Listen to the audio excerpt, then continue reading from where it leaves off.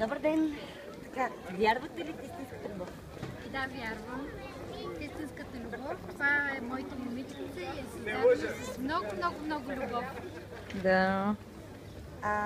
Според вас какво е нужно, за да се укрепи истинската любов, да съществува, да продължава да се обичате? Разбирателството и компромиси да се правят. Най-важно са компромиси. Да. Правят ли са компромиси, прощават ли са повечето неща, всичко е окей.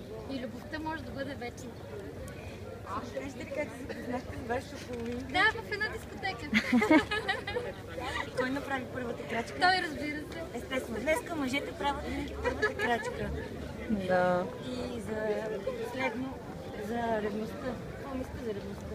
Ревността, има ревност при всяка любов, но в повечето случаи нормално е да е във всяка граница, защото има случаи, когато се прекалява и тогава вече това действа и върху любовта. Ама трябва да има ревност. Има ревност, защото се обичаме, Да. но в рамките на границите, които са нормални. Да. Благодаря за прекрасни интервю. Все така пожелавам да сте влюбени. Благодарим много.